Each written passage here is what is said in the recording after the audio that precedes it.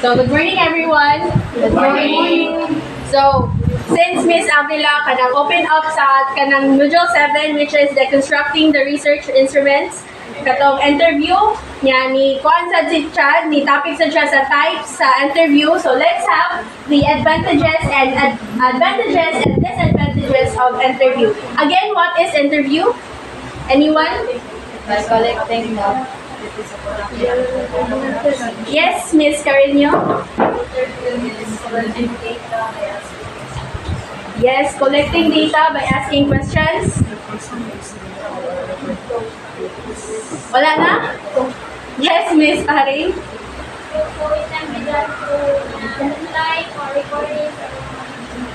Yes. So all of your answer is correct. So an interview is a method of data collection that involves a one-on-one conversation between the researcher or the interviewer and the participant or the interviewee. So interviews are used as a qualitative research technique to gather in-depth information, insights, and perspective from individuals about a specific topic or sa research question. So, let's have now the first advantages sa interview. So, please to read sa number 1. Sa una lang. collect complete information with greater understanding. So, number 1, kay collect complete information with greater understanding. So, in interview, makuan bitaw ang atong mga data nga makolek kay comprehensive siya. Why man? Because interview allow researcher to gather detailed and in-depth information about the topic. They can explore kanang complex issues and understand the participants' experiences, beliefs, and attitudes. So, mao to siya ang kaning advantages sa kanang interview. Usa siya na kanang kuan bitaw siya complete information kay ngano man kung interview man good kay maka-interact ba ta, di ba? Maka-interact ta dayo tapos dili bitaw limit ang ihatag sa participant nato kung maingon ta kung kuan ta sa interview. So it kanang provides food o kanang greater understanding. Why man? Because kanang ang kuan magid ang interview kay ang researchers kay ma-probe ito siya into deeper participants responses kanang alisan nga part ang researcher maka better understand siya sa context or sa respond sa usa ka respondents, makasabot siya sa mga underlying reasons unsa iyang kuan sa mga motivation behind sa mga responses nga iyang nakuha. So ang interactive manggod nga nature sa interview kay mo facilitate siya og clarification and elaboration, enhancing the richness and depth of the data being collected. So mo to siya ang number 1 kanang collect complete information with greater understanding. Ang number 2 kay it is more personal as compared to questionnaire, allowing us to have higher response rate. So interview kanang it give personal interaction. Kay mag face-to-face ba mo kung may tag-interview, no? So, interviews involves direct interaction between the interviewer or the researcher and the respondent or the interviewee. Create a personal connection. This personalized approach makes respondents more willing to participate and provide detailed responses. So, mo to siya, personal interaction. Sa interview kay, kanang kuan yun, if you are more approachable o kanang may sad ka mo dani-dani bitaw sa mga respondents, ang imuhang mga respondents kay willing na sila mo participate. Yung kanang kuan sad sila kanang dili sad sila makulbaan bitaw kung kuan dayon. Mo engage sila, engagement and rapport. What do you mean by word na rapport di ay? Connection sa mga Yes, connection. So, kanang asa na siya, a friendly, harmonious relationship between sa researcher o sa respondents or sa interviewer o sa interviewee. So, engagement and rapport. Through interviews, researchers can establish rapport with participants, making them feel valued and heard. This engagement fosters a sense of trust and encourages higher response rates as compared to impersonal methods like questionnaire. Kay ang questionnaire no kay mao man to siya mag-answer naman ka kung unsay naa sa options. Pero kung may nang interview kanang daghan bitaw ka makuha nga mga kanang informations, data. So, dayon again, it enhances participation. So, the personal touch of interviews often motivates respondents to engage more actively. They are more likely to share their thoughts, feelings, and experiences openly, leading to richer data collection and increase higher or response rates. So, mo to siya ha, ang duha. Kung sa itong number 1 nga kanang advantages sa interview, Collect Collect complete information with better understanding. then ang number 2, It is more personal as compared to questionnaires, allowing us to have higher response rates. yes. The next advantages is it allows for more control over the order and flow of the questions.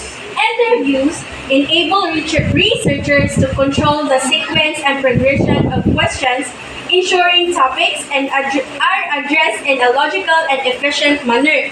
So, kung ikaw researcher niya, ang imuhang kanang method sa data collection is interview, naa kay control nga kung unsa imuhang steps or sequence sa pag-question sa respondent.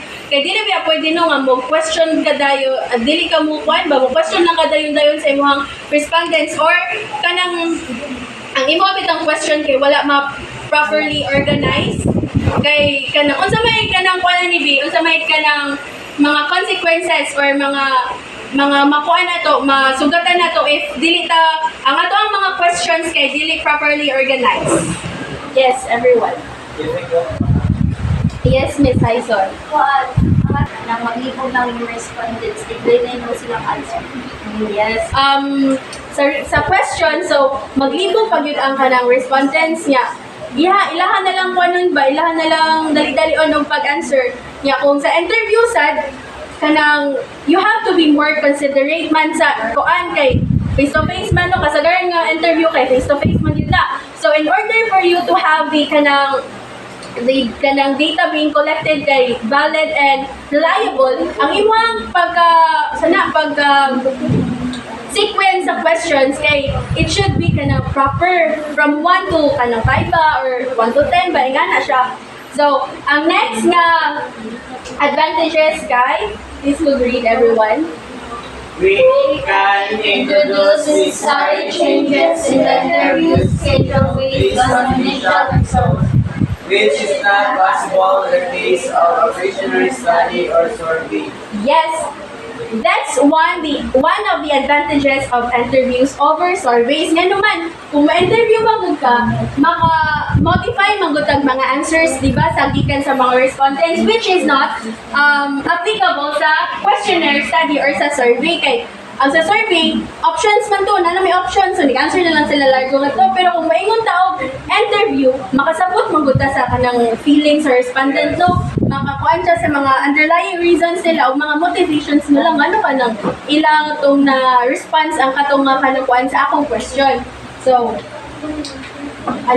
with interviews, you can adapt and refine your questions based on the initial responses, allowing for a more dynamic and in-depth exploration of the topic. So, mo to siya ang upat ka advantages sa interview. So, let's have the disadvantages. So, disadvantages, data analysis. Especially when there is a lot of qualitative data. So, one of the main advantages of research or of interview, particularly when dealing with qualitative data.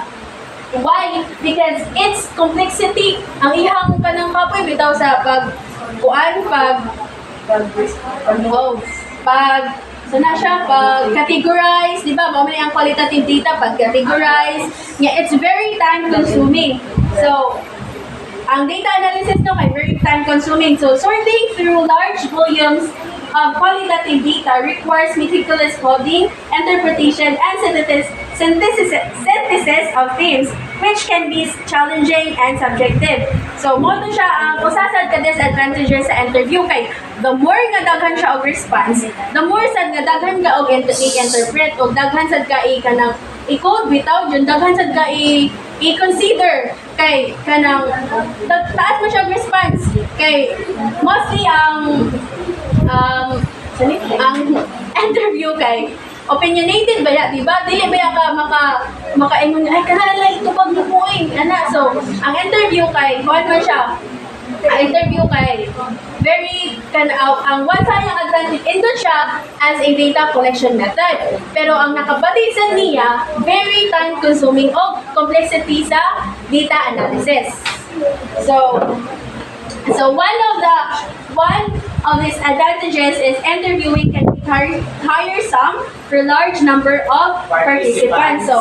So particularly when using interviews, it can become tiresome when dealing with large number of participants. Conducting interviews require time and effort from both the researcher and the participants, which can be challenging to sustain the sample size is extensive. This can lead to fatigue, decreased quality of responses, and potential dropout rates among participants. So one of the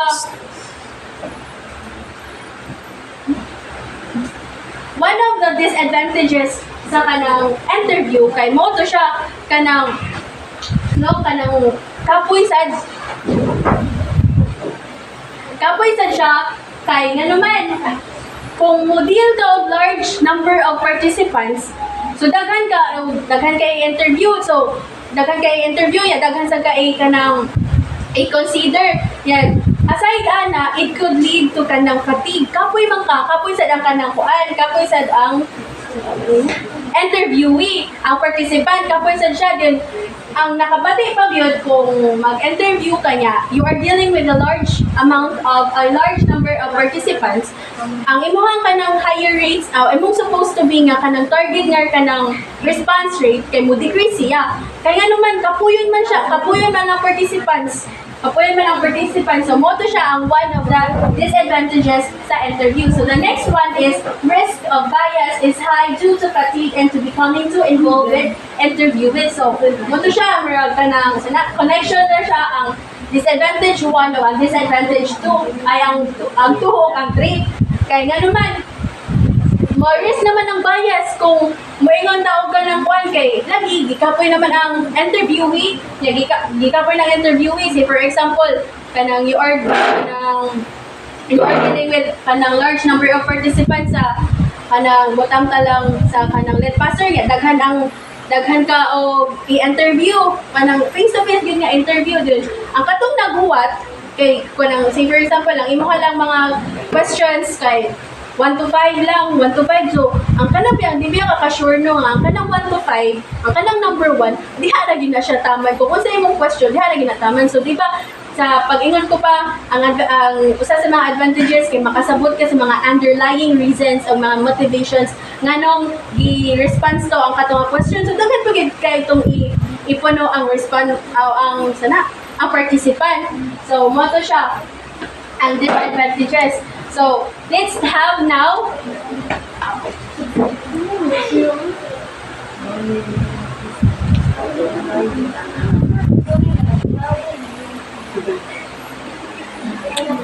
advantages and disadvantages of interview. Why do we have to understand the advantages or disadvantages sa interview? Anyone? Ngano mang kinahanglan ta mo sabot sa mga advantages o disadvantages sa interview? Let's have now the importance of understanding advantages and disadvantages of interview.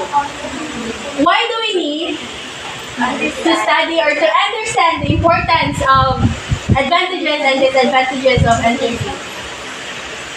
Yes, Miss Impas.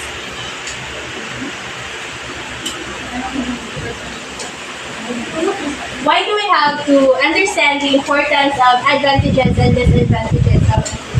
Ako naman itong gihatag ang sila mga upat ka advantages, yan, duha ay tulo ka disadvantages. For me, important siya kay para dali ako mag-stand ka for me, in my own opinion kay advantages and disadvantages sa interview kay para dali makibaw pa nga ang kanang interview advantages sa correspondence sa Kung natay mga dili gani dapat nga kanang i-conduct nga interview. Yes. And disadvantages of interview is crucial for several reasons. Because kung musabot sa advantages o disadvantages sa interview, makahatagan mo tag awareness sa potential biases associated with interviews nga makaalaw sa researchers to mitigate them. So, it could lead to accurate findings niya. Furthermore, so understanding advantages and disadvantages can help to have a accurate interpretation and reporting of data, enhancing the credibility of research and promoting informed decision making. So knowing the advantages and disadvantages of interviews in research is essential for designing effective studies, collecting reliable data, and producing credible research findings. So that could be all. Thank you.